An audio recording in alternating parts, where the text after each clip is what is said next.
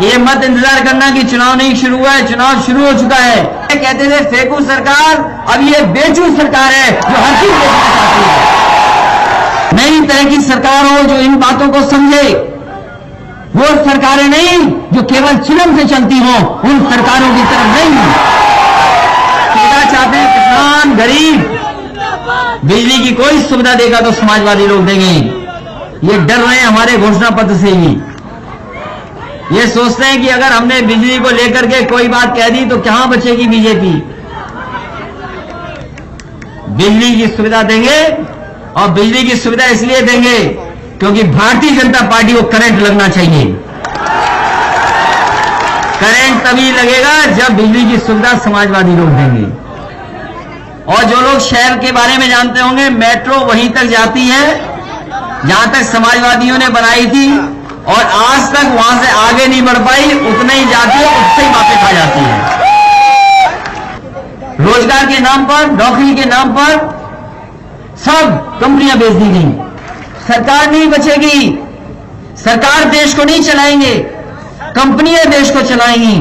और जब कंपनियां देश को चलाएंगी तो हो सकता है हमें और आपको फिर एक और लड़ाई लड़नी पड़े भारत की आजादी को लेकर के। आउटर रिंग रोड अभी भी बन रही है, अभी तक नहीं बन पाई आउटर रिंग रोड, क्योंकि जिस तरह का चुनाव भारतीय जनता पार्टी ने बिहार में और बंगाल में लड़ा है, उससे ज्यादा खतरनाक चुनाव उत्तर प्रदेश का होगा। जब आप खड़े हो जाओगे तो कोई मुकाबला नहीं कर पाएगा, कोई मुकाबला नहीं कर पाएगा। सुविधा चाहते हैं किसान गरीब, बिजली की कोई सुविधा देगा तो समाजवादी लोग देंगे। ये डर रहे हैं हमारे घोषणा पत्र से ही। ये सोचते हैं कि अगर हमने बिजली को लेकर के कोई बात कह दी तो कहां बचेगी बीजेपी। बिजली की सुविधा देंगे, और बिजली की सुविधा इसलिए देंगे क्योंकि भारतीय जनता पार्टी को करंट लगना चाहिए।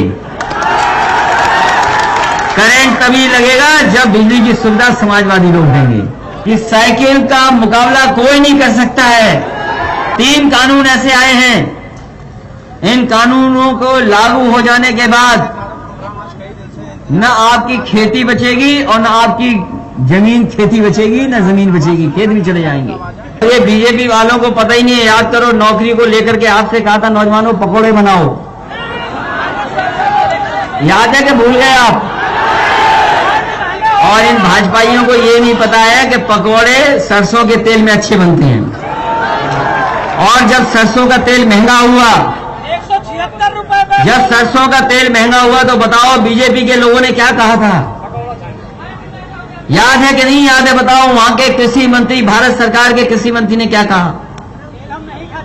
भारत सरकार के कृषि मंत्री जी ने कहा कि हम इसमें मिलावट नहीं कर पा रहे, इसलिए ये सरसों का तेल महंगा है। तो कीमत बता रहे हो आप, 176 रुपए, ये जो कीमत बता रहे हो आप 176 रुपए, 200 रुपए, तो 176 ये बेचारा जानता नहीं, मिलावट वाला ले आया होगा। ये बीजेपी की मिलावट वाला तेल ले आए तुम।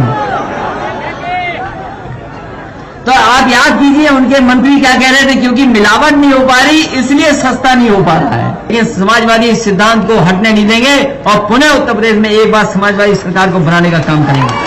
क्योंकि समाजवादी सरकार बनेगी तो हमारे किसानों का भला होगा, हमारी माताओं बहनों की मदद होगी, नौजवानों को नौकरी और रोजगार मिलेगा।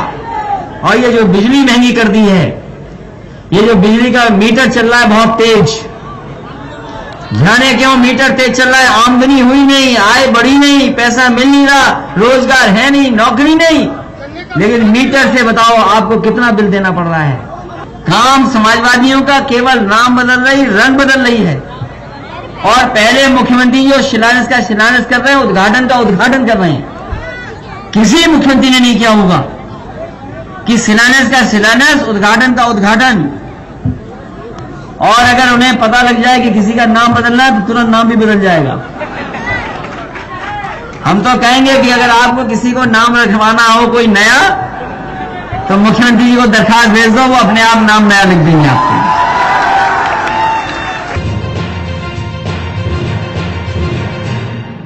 कि सरकार और मुख्यमंत्री सो रहे थे, वो जानते ही नहीं कि कई नौजवानों पे, अभी बहुत लोगों पे स्मार्टफोन अपने आप है, अपने संसाधनों से खरीद लिया। जब सरकार का समय नहीं बचा तब देना चाहते हैं स्मार्टफोन, और कुछ लोगों ने तो अपने आप खरीद लिया स्मार्टफोन। तो सोचिए, सरकार सोई नहीं है। जो इंतजाम सरकार को करने चाहिए थे वो इंतजाम सरकार नहीं कर पा रही है। इसलिए साथियों, हम आपसे कहना चाहते हैं कि जहां हम बाबू भगवती सिंह जी को याद कर रहे हैं, वो समाजवादी नेता थे। उन्होंने जीवन भर समाजवादी सिद्धांत को नहीं छोड़ा, सिद्धांत पे चलते रहे, उस रास्ते को दिखाया जिस रास्ते से हमारे समाज का और देश का भला हो सकता है। इसलिए हमारी आपकी जिम्मेदारी बनती है कि जो काम भगवती सिंह जी ने शुरू किए थे, उन कामों को आगे बढ़ाना और नई ऊंचाई तक पहुंचाना, और जो रास्ता उन्होंने दिखाया उस रास्ते पर हम लोगों को चलना है। क्योंकि देश को जरूरत है, और उत्तर प्रदेश को जरूरत है इस बात की, उत्तर प्रदेश जो आगे बढ़ गया था, जो आगे चलने लगा था, अगर अर्थव्यवस्था की जो मापदंड हैं उनको अगर हम देखते तो 2017 तक उत्तर प्रदेश की अर्थव्यवस्था आगे बढ़ रही थी। लेकिन जब से सरकार आई है भारतीय जनता पार्टी की, अर्थव्यवस्था उत्तर प्रदेश की नीचे जा रही है। रोजगार के नाम पर, नौकरी के नाम पर सब कंपनियां बेच दी गई, सब कंपनियां बिक गई। जितनी हमारी सरकार की सरकारी संस्थाएं थी सब बिक रही हैं। बड़ी बड़ी जो संस्थाएं थी, जो हमारी सबसे महत्वपूर्ण थी, रेलवे बिक रही, पटरी बिक रही, स्टेशन बिक रहा, टेलीफोन की कंपनी बिक रही, एयरपोर्ट बिक रहा है, जहां पानी के जहाज आते हैं वो पोर्ट बिक रहा है। ये सरकार ऐसी है, ये पहले कहते थे फेंकू सरकार, अब ये बेचू सरकार है जो हर चीज बेचना चाहती है। ये बेच करके आखिरकार किसको मालदार बनाना चाहते हैं? कभी सोचिए आप, कभी आप सोचना जाकर के, जो संस्थाएं हमारी अर्थव्यवस्था को बचाती थी, जो संस्थाएं हमारी अर्थव्यवस्था की रीढ़ की हड्डी हैं, उन संस्थाओं को बेचा जा रहा है। और अगर इतिहास को किसी ने पढ़ा होगा तो इतिहास पढ़ना दोबारा। हमारे लाखों लोगों ने जान दी है, लाखों लोग शहीद हुए इस देश को आजाद करने में। राष्ट्रपिता महात्मा गांधी, भगत सिंह से लेकर के न जाने कितने लोगों ने इस देश की जनता को जगाया, तब जाकर के हमारा देश आजाद हुआ। और याद कीजिए वो बैटल ऑफ प्लासी, जिन लोगों ने बैटल ऑफ प्लासी के बारे में पढ़ा होगा वो जानते होंगे, बैटल ऑफ प्लासी के बाद जो ईस्ट इंडिया कंपनी एक केवल कंपनी थी, व्यापार करने आई थी, वो एक कानून के बाद सरकार बन गई। और ऐसी सरकार बनी जिसको हटाने के लिए लाखों लाख लोगों ने जान दे दी। लोग फांसी में झूल गए, लोगों को फांसी दे दी गई। राष्ट्रपिता महात्मा गांधी, न जाने कितने लोग उनके साथ, जिन्होंने जान को परवाह नहीं की और जान पर निछावर कर दी। उसके बाद हमारा देश आजाद हुआ। एक केवल फैसले से सोचिए आप, अगर कंपनी सरकार बन सकती है, यहां तो ऐसे ऐसे कानून पास किए जा रहे हैं, पूरी सरकार कंपनी बनी जा रही है। जो कानून पास हो रहे हैं आज लोकसभा में, सरकार नहीं बचेगी, सरकार देश को नहीं चलाएंगे, कंपनियां देश को चलाएंगी। और जब कंपनियां देश को चलाएंगी तो हो सकता है हमें और आपको फिर एक और लड़ाई लड़नी पड़े भारत की आजादी को लेकर के। इसलिए मैं कहना चाहता हूं, इतिहास के पन्ने पलटिए, पुराना देखिए, पुराना जानिए, पढ़िए, सोचिए, समझिए कि एक केवल कानून ने हमारे देश को कंपनी से सरकार बना दिया था। और ये बैठ करके सरकार में वो कानून ला रहे हैं जिससे ये देश पूरा कंपनियों में पहुंच जाए। मान लो आप एयरपोर्ट पे जाओगे तो वहां पर कानून किसका चलेगा? जो मालिक है उसका कानून चलेगा। ये संस्था है अगर, तो इस गेट से हमें आने दिया, आप लोग नहीं आ पाए कुछ लोग, आपके लिए दूसरा गेट था, क्योंकि मालिक ये हैं। इसी तरह अगर देश के मालिक कंपनी हो जाएगी तो कंपनी तय करेगी कि देश को किस रास्ते पर ले जाना है, सरकार नहीं तय करेगी। इसलिए ये भारतीय जनता पार्टी के लोग जो राष्ट्रवादी कहते हैं अपने आप को, जब राष्ट्र की संपत्ति भी जाएगी तो बताओ कौन है राष्ट्रवादी? राष्ट्रवादी वो लोग हैं जो राष्ट्र की संपत्ति बचाना चाहते हैं, कि वो लोग हैं जो राष्ट्र की कीमती संपत्ति को बेचना चाहते हैं? ये आपको तय करना है। इसलिए याद करना, पढ़ना, हम नौजवानों से भी कहना चाहेंगे कि पढ़ना, गूगल कर लेना, जो चाहो सो कर लेना। समय बदला है और समय ऐसा बदला है कि ये नौजवान जो है, शायद हमारी पीढ़ी, हमसे पहली वाली पीढ़ी इतना टेक्नोलॉजी को नहीं समझते थे। उस समय टेक्नोलॉजी नहीं थी, फोन भी घुमाने वाले थे।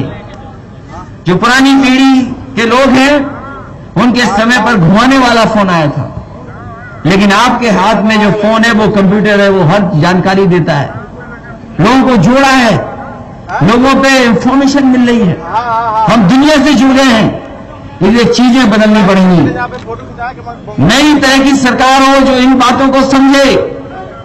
वो सरकारें नहीं जो केवल चिलम से चलती हो, उन सरकारों की तरफ नहीं।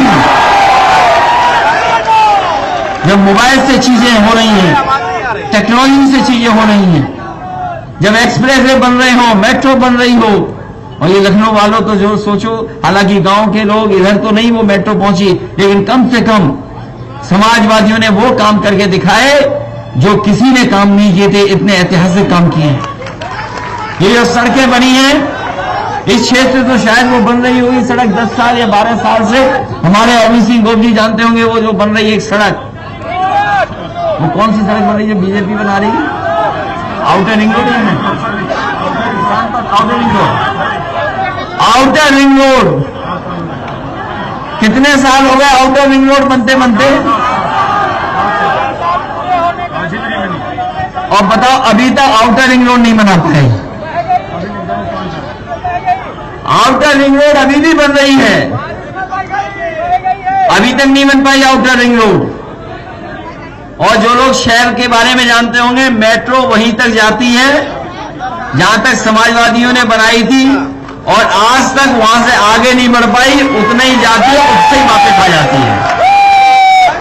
और जब समाजवादियों ने एक्सप्रेस वे बनाया था, जब समाजवादियों ने एक्सप्रेस वे बनाया था, तो 22 महीने में 323 किलोमीटर बना करके खड़ा कर दिया था। और जब उद्घाटन हुआ था तो देश के सबसे बेहतरीन हवाई जहाज उस पर उतारने का काम किया था। हम तो जानना चाहते हैं भारतीय जनता पार्टी के लोग बताएं कहां पर उन्होंने एक्सप्रेस वे बनाया।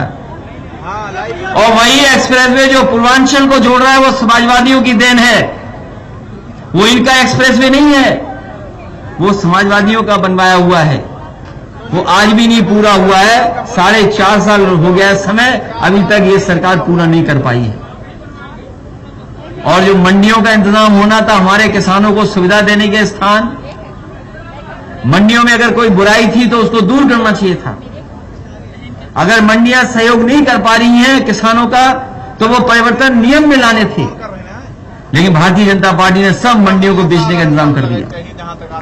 और 3 कानून ऐसे आए हैं, इन कानूनों को लागू हो जाने के बाद न आपकी खेती बचेगी और न आपकी जमीन खेती बचेगी, न जमीन बचेगी, खेत भी चले जाएंगे। खेत भी नहीं बचेगा और खेती भी नहीं बचेगी, दोनों चले जाएंगे। और अगर ये बात नहीं मानते हो तो कहीं सेब पड़े हो तो उस पर स्टिकर देख लेना किसका लगा हुआ है। ये बात अगर नहीं गलत है हमारी, अगर तो किसी ठेले पे देखना स्टिकर सेब पे किसका लगा हुआ है, किसका चिपक गया है, और तभी सेब खा पाओगे, तब स्टिकर हटेगा, तभी सेब खा पाओगे। अभी तो शुरुआत हुई है। सोचिए अगर वो 3 कानून जिसके लिए किसान अभी भी बैठे हुए हैं, अभी भी आंदोलन चल रहा है, अगर वो लागू हो गए तो खेती कैसे बचेगी? कैसे खेत बचाओगे आप अपने? अगर बड़ी कंपनी आएगी तो सबसे पहले आपके खेतों की मेड़ तोड़ देगी। ये जो कानून आए हैं आपकी मेड़ तोड़ने के कानून हैं और आपको बाजार में छोड़ने वाले कानून हैं। और अगर किसानों को बाजार पे छोड़ दिया तो आपको कोई लाभकारी मूल्य नहीं देगा, फसल की आपकी आय नहीं बढ़ेगी। इन भारतीय जनता पार्टी के लोगों ने तो कहा था हम किसानों की आय बढ़ा देंगे, पैदावार की आय हम दोगुनी कर देंगे। बताओ किसान भाई, कौन सी फसल की आय आपको दोगुनी मिली है, बता दो हमें। कोई फसल की नहीं दे पाए कीमत, और किसी की नहीं दे पाए, किसी फसल की नहीं दे पाए। और महंगाई बताओ, डीजल पेट्रोल की कितनी बढ़ा दी। और पहले दिया उज्ज्वला सिलेंडर 400 रुपए का था, और अब सिलेंडर भराने जाओगे तो बताओ कितने रुपए का है।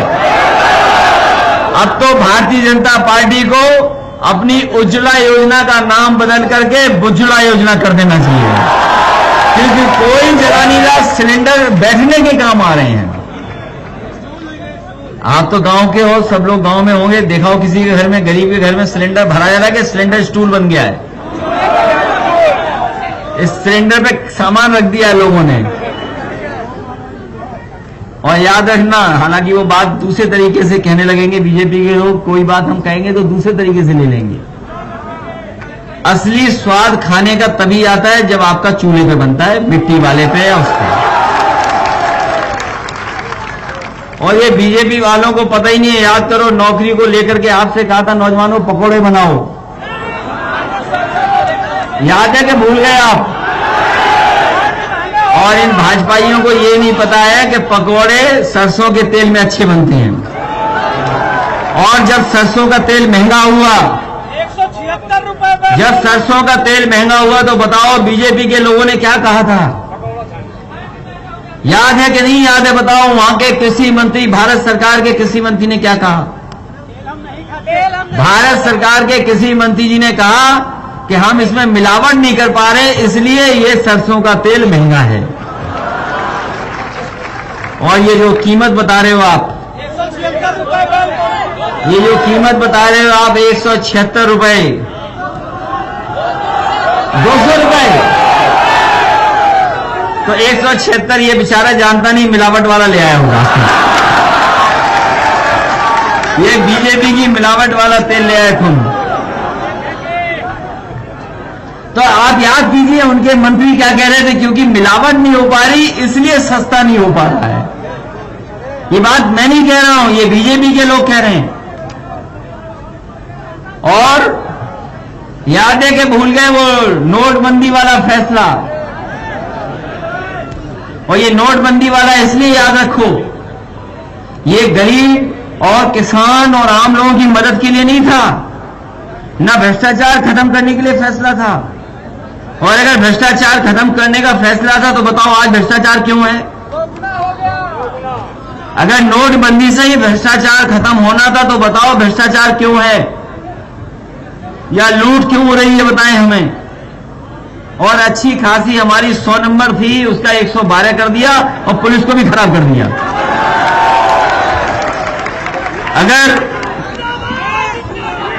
अगर नोटबंदी से ही भ्रष्टाचार खत्म हो रहा था तो बताओ ये 100 नंबर वाले 112 वाले कैसे खराब हो गए, ये बताइए आप। ये खराब हो गए कि नहीं हो गए? और ये सरकार केवल नाम बदल रही है, काम समाजवादियों का केवल नाम बदल रही, रंग बदल रही है।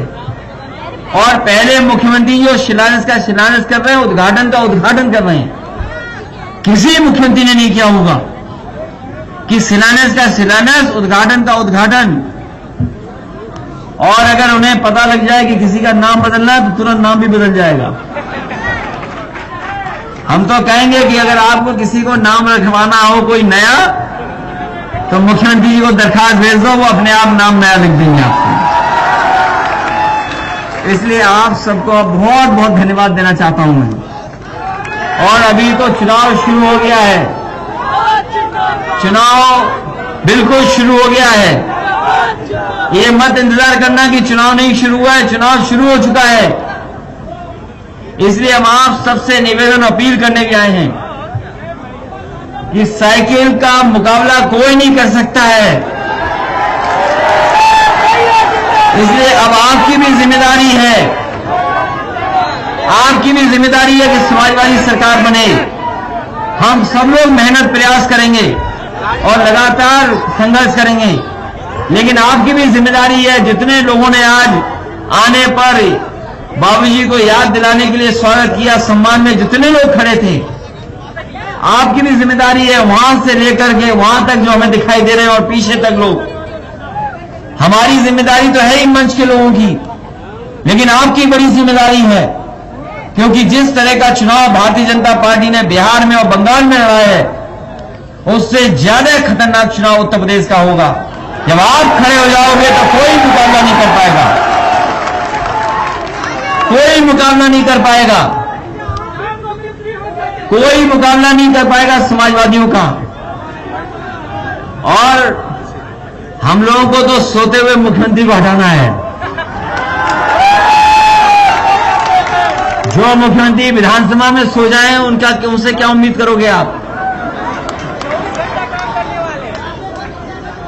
इसलिए ये सोते हुए लोगों को भगाना है और पुनः दोबारा हमें उसी विकास के रास्ते पे रहना है। क्योंकि जब हम लोग दुनिया को देखते हैं, जब दुनिया को आकलन करते हैं, हमारा देश कहां खड़ा हो गया जाके, दुनिया के नौजवान, दुनिया के किसान कहां खड़े हैं। इसलिए अगर कोई भारत को और किसानों को, नौजवानों को और अपनी माताओं बहनों को सम्मान दिला सकता है तो वो समाजवादी लोग हैं। इसलिए समाजवादी विचारधारा को आगे बढ़ाने की जिम्मेदारी हमारी, आपकी भी है। जहां बाबू भगवती सिंह ने लगातार समाजवादी सिद्धांत को नहीं छोड़ा, इसलिए आज हम लोग संकल्प लें कि अगर हम लोगों ने लाल टोपी पहन ली, साइकिल का साथ दिया है, तो आने वाले समय में कुछ भी रुकावट होगी, लेकिन समाजवादी सिद्धांत को हटने नहीं देंगे और पुनः उत्तर प्रदेश में एक बार समाजवादी सरकार को बनाने का काम करेंगे। क्योंकि समाजवादी सरकार बनेगी तो हमारे किसानों का भला होगा, हमारी माताओं बहनों की मदद होगी, नौजवानों को नौकरी और रोजगार मिलेगा। और ये जो बिजली महंगी कर दी है, ये जो बिजली का मीटर चल रहा है बहुत तेज, जाने क्यों मीटर तेज चल रहा है? आमदनी हुई नहीं, आय बढ़ी नहीं, पैसा मिल नहीं रहा, रोजगार है नहीं, नौकरी नहीं, लेकिन मीटर से बताओ आपको कितना बिल देना पड़ रहा है। सोचो, बिल बढ़ा दिया इन्होंने, बिजली का उत्पादन नहीं किया इन्होंने उत्तर प्रदेश में कहीं भी। उत्पादन तो छोड़िए, मुख्यमंत्री जी के नाम मुंह से कभी आपने नहीं सुना होगा कि बिजली का प्लांट क्या होता है। अगर उनसे कभी सुना हो तो बता दो, उनके मुंह से कभी प्लांट के बारे में नहीं निकला। हमने तो कई मौकों पर कहा कि उत्तर प्रदेश में जो बड़े बड़े बिजली के कारखाने लग रहे हैं, उनका नाम बता दो या उनका बता दो क्या है वो कारखाने। अभी तक नहीं कहा उन्होंने। हमने तो प्रेस में कहा कि 3x660 super critical thermal plant एक बार कह दो। आप बिजली मत बनाओ, लेकिन कह तो दो कि हाँ प्लांट लग रहे हैं उत्तर प्रदेश में। 3x660 super critical thermal plant समाजवादियों ने लगाए हैं, लगवाए हैं, और वो लग गए होते तो आज उत्तर प्रदेश में सस्ती बिजली होती, महंगी बिजली नहीं होती। और बताओ, जिस उत्तर प्रदेश ने प्रधानमंत्री दिया हो, जिस उत्तर प्रदेश में 2 बार सरकारें भारतीय जनता पार्टी की बनाई हो, उस उत्तर प्रदेश को कोटा का, बिजली का कोटा नहीं बढ़ाया इन्होंने। बिजली का कोटा नहीं बढ़ा आपका। प्रधानमंत्री बनाए 2 बार, यहां से इतने एमपी जिताए, इतने विधायक जीत गए, लेकिन बिजली का कोटा नहीं बढ़ा। अगर कोई चीज बढ़कर के मिली तो आपको बिजली के बिल मिले हैं, जिनको कम करने का काम अगर कोई करेगा तो समाजवादी लोग करेंगे। और अगर सीधा चाहते हैं किसान, गरीब, बिजली की कोई सुविधा देगा तो समाजवादी लोग देंगे। ये डर रहे हैं हमारे घोषणा पत्र से ही। ये सोचते हैं कि अगर हमने बिजली को लेकर के कोई बात कह दी तो कहां बचेगी बीजेपी। बिजली की सुविधा देंगे, और बिजली की सुविधा इसलिए देंगे क्योंकि भारतीय जनता पार्टी को करंट लगना चाहिए। करंट तभी लगेगा जब बिजली की सुविधा समाजवादी लोग देंगे। इसलिए बहुत बहुत धन्यवाद आपका, बहुत बहुत आभार व्यक्त करता हूं। आज भगवती सिंह जी को याद करने के लिए इतनी बड़ी संख्या में लोग आए और जो उनका सपना था कि ये बहुत अच्छी यूनिवर्सिटी बने, तो मैं उनके परिवार, उनके सहयोगी और संस्था के लोगों से भी कहूंगा कि आने वाले समय में समाजवादी सरकार बने तो जो सहयोग हो सकेगा सरकार के माध्यम से हम लोग मिलकर के करेंगे, जिससे एक ये यूनिवर्सिटी का रूप ले सके। बहुत बहुत बधाई, बहुत बहुत धन्यवाद आपका। बड़े संघर्ष से और लगातार अपना पूरा समय देने के बाद स्वर्गीय भगवती सिंह जी संस्था को खड़ा कर पाए हैं।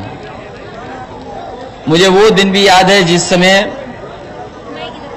मैं इसी कार्यक्रम में यहां पर आया था और उन्होंने संस्था के बारे में, पूरे के पूरे कॉलेज के बारे में क्या क्या व्यवस्था की है, कैसे कैसे संघर्ष कर करके ये बनाया है, पूरा उन्होंने मुझे कई मौकों पर सुनाया था। यहाँ की संस्थाओं का उद्घाटन करने का भी मुझे मौका मिला। यहाँ महाविद्यालय में भगवती सिंह जी जब सरकार में नहीं थे तब भी बुलाया, सरकार में था तब भी मैं यहां पर आया। उनकी सबसे बड़ी इच्छा थी कि ये विद्यालय, महाविद्यालय यूनिवर्सिटी का रूप ले ले। इसलिए हम सबकी अब जिम्मेदारी है, उनके चाहने वालों की, उनके सहयोगी साथियों की, उनके परिवार के लोगों की और समाजवादी साथियों की, कि आने वाले समय में जो सबसे प्रिय उनकी संस्था थी, कैसे हम यूनिवर्सिटी तक ले जाएं और कैसे यूनिवर्सिटी का दर्जा दिला पाएं, उसके लिए हम लोगों को मिलकर के प्रयास करना चाहिए। मैं आदरणीय डॉक्टर फिदा हुसैन अंसारी और उनके सहयोगियों को बधाई देता हूं कि बाबू भगवती सिंह जी के ऊपर जो किताब लिखी है, जो चिंतन आया है, इसमें बहुत महत्वपूर्ण लोगों के लेख हैं। जो उन्हें जानते थे वो सच है कि उन्हें आज भी याद होगा कि अगर कोई समाजवादी, सच्चा समाजवादी अगर कोई था, व्यवहार से, बातचीत से, सिद्धांत से, अपने काम करने के तरीके से, तो बाबू भगवती सिंह जी थे। मैं डॉक्टर फिदा हुसैन अंसारी को बधाई देता हूं कि उन्होंने सब लेखों को मिलाकर के समाजवादी संत एवं महान लोकतंत्र रक्षक जो किताब दी है, आने वाली पीढ़ी और खासकर नौजवानों को बहुत इस किताब से प्रेरणा और सीखने का मौका मिलेगा। हालांकि कोरोना की जैसी वैश्विक महामारी आई, हम सब लोगों ने बहुत सावधानी रखी। ये वैश्विक महामारी जिस तरीके से दुनिया में आई, इस बीमारी से सबने सावधानी रखी। कोई ऐसा नहीं था जो सावधान न हुआ इस बीमारी को लेकर के। जो जो सरकार ने कहा या जो विज्ञापनों में आया या जो जानकारी मिली, हम सब लोगों ने वो अपनाया। और समय समय पर अगर हम लोगों को मास्क लगा करके लगातार रहना पड़ा, घरों में बंद रहना पड़ा, लॉकडाउन में कहीं निकल नहीं सकते थे, हमें रहना पड़ा, हम सब लोगों ने पालन किया, बहुत पालन किया। जो नियम बने थे उनको भी पूरा तरीके से पालन किया। लेकिन वो समय भी हम लोगों ने देखा जब दूसरी बार इसकी लहर आई, तो सबसे ज्यादा अगर कोई मदद कर सकता था तो सरकार मदद कर सकती थी। लेकिन जिस समय मदद होनी थी उस समय सरकार ने गरीब जनता को अनाज छोड़ दिया, जनता को अपने ऊपर छोड़ दिया कि जाओ इंतजाम करो दवाई का, बिस्तर का और ऑक्सीजन का। गरीब जनता भागती रही, न उसे समय पर दवाई मिली, न समय पर बिस्तर मिला और न ही उत्तर प्रदेश की सरकार किसी को ऑक्सीजन दे पाई। और ऑक्सीजन न मिलने से न जाने कितने लोगों की जान चली गई, वो भी संख्या अभी सरकार नहीं बता पाई।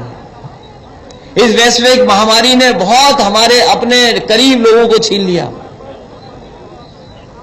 और भगवती सिंह जी भी इसी कारण हमारे बीच में नहीं रहे। जब हम लोग उनके घर गए थे पार्थिव शरीर पर जब फूल चढ़ा रहे थे, कोई यकीन नहीं कर सकता कि उन्हें ऐसी बीमारी भी आ सकती थी, इतना संकट आ सकता था। उनके और परिवार के सदस्यों से भी वहां मिले, नहीं पता था कि वो हमारे बीच में नहीं रहेंगे, वो भी चले जाएंगे। ऐसे कम ही परिवार होंगे जिनके ऊपर ऐसा दुख और संकट आया होगा। भगवती सिंह जी के परिवार पर और आज हमारे बीच नहीं बहुत बड़ा संकट आया। उनके बेटे, उनकी बेटी हमारे बीच नहीं रही इसी बीमारी के कारण। और अगर सही तरीके से हिसाब किताब सरकार या आकलन करेगी, जब कभी ऑडिट होगी इस बात की, तो प्रदेश में बड़ी संख्या में लोग निकलेंगे जिनके परिवार की सदस्य जिन्हें इलाज समय पर नहीं मिल पाया, उनकी जान चली गई। कौन भूल सकता है उन तस्वीरों को?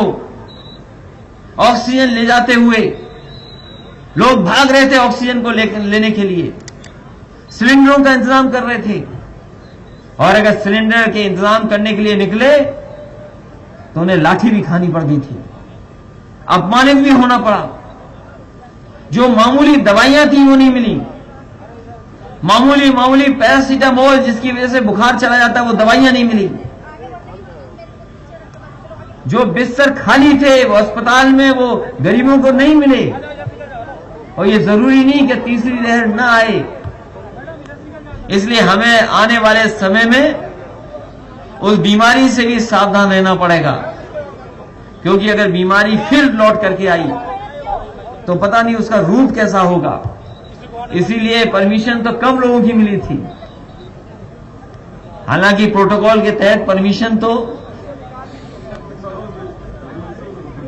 वो 2-3 जीरो भूल गई सरकार।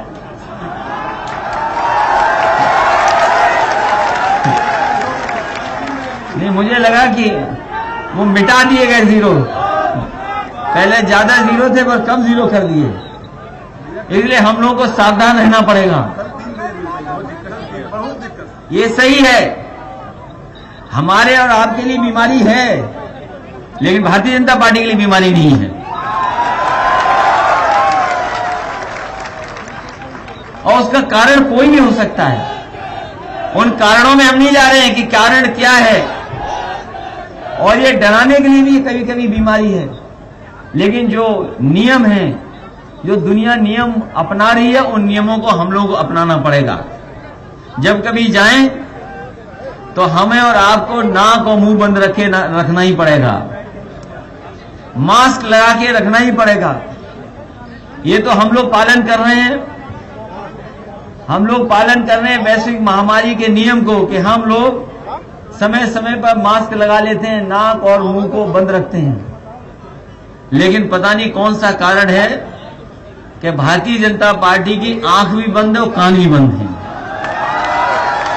और ये बात मैं इसलिए कह रहा हूं कि इतनी दुखी जनता कभी नहीं हुई होगी जितना इस सरकार में दुखी है जनता। कारोबार छिन गया, रोजगार छिन गए, नौकरी छिन गई। ये तमाम लोग हैं जो दैनिक काम करते होंगे, दिन प्रतिदिन मेहनत करके कमाते थे, लेकिन जिस तरीके से लॉकडाउन लगा पहले और लॉकडाउन लगाया बाद में, दुनिया में कहीं ऐसा लॉकडाउन नहीं लगा होगा।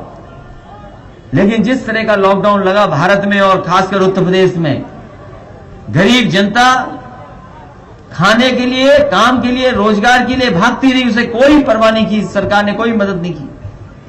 न जाने कितनों के रोजगार छिन गए, नौकरी छिन गई, कारोबार बंद हो गए, और कितने बड़े पैमाने पे घाटा आया।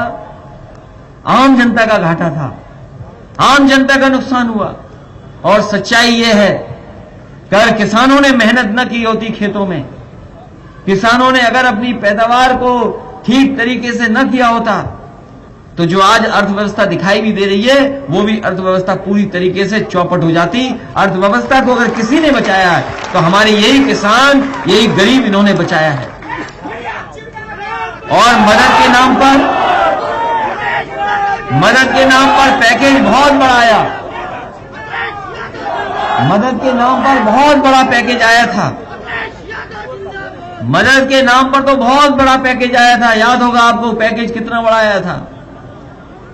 और बीजेपी के लोग एक के बाद दूसरा, दूसरे के बाद तीसरा, तीसरे के बाद चौथा घोषणा कर देते हैं जिससे कि पहला याद ही ना हो आपको। आप बताओ कितना बड़ा पैकेज आया था जब वैश्विक महामारी की मदद के लिए 20 लाख करोड़ का पैकेज दिया था। और बताओ 20 लाख करोड़ में किसानों को कितना मिला? 20 लाख करोड़ का पैकेज,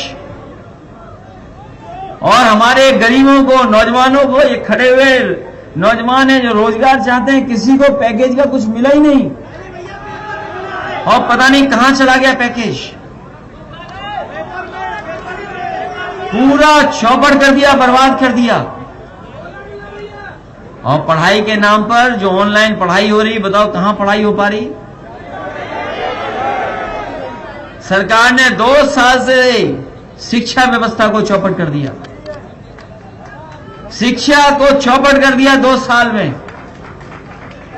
अब पटरी पे कब शिक्षा व्यवस्था आएगी कोई नहीं जानता। और कह रहे ऑनलाइन पढ़ो, ऑनलाइन पढ़ाई होगी। इस कॉलेज में ऑनलाइन थी क्या? फीस पूरी और ऑनलाइन पढ़ाई, बताओ। और ऑनलाइन पढ़ाई कैसे होगी? बताओ ऑनलाइन पढ़ाई के लिए क्या चाहिए आपको? आपको नेटवर्क चाहिए या सही लैपटॉप चाहिए? और ये मोबाइल तो दूसरी पढ़ाई कराने लगते हैं कभी कभी। ये ऑनलाइन पढ़ाई किसी काम की नहीं बची। ऑनलाइन पढ़ाई,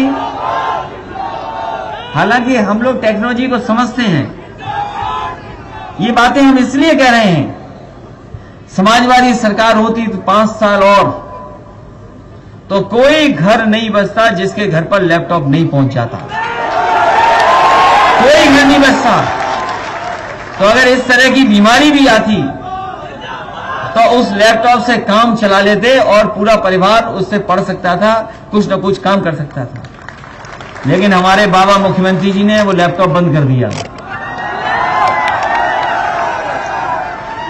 और वो जानकारी आपको है कि लैपटॉप क्यों बंद किया, ये तो हमें नहीं बताना पड़ेगा। समाजवादी लोग लैपटॉप इसलिए दे रहे थे, समाजवादी लोग लैपटॉप इसलिए दे रहे थे क्योंकि समाजवादी लोग लैपटॉप चलाना जानते हैं। और बाबा मुख्यमंत्री जी लैपटॉप इसलिए नहीं दे रहे हैं क्योंकि वो लैपटॉप चलाना नहीं जानते हैं। और अब वो नकल कर रहे हैं। अभी आपने अखबार पढ़ा होगा, अभी आपने अखबार पढ़ा होगा कि जब सप्लीमेंट्री बजट आया उत्तर प्रदेश का, तो सरकार कह रही है कि हम स्मार्टफोन देंगे। ये सरकार का आपने देखा होगा, सप्लीमेंट्री बजट में कहा, सप्लीमेंट्री बजट में ये कहा कि हम अब स्मार्टफोन देंगे। और ये सच्चाई। दोस्तों, यूपी की धुआंधार राजनीतिक खबरों के लिए भारत एक सोच को सब्सक्राइब जरूर करिए और बगल वाली घंटी जरूर दबाइए, क्योंकि अगर आप एक बार नोटिफिकेशन बेल दबा देंगे तो आपको हमारे नए वीडियो की सूचना बिल्कुल मुफ्त में मिल जाएगी और आप जब चाहे जानकारी से भरा वीडियो अपनी मर्जी के मुताबिक देख पाएंगे। चलते हैं। जय भीम, जय भारत।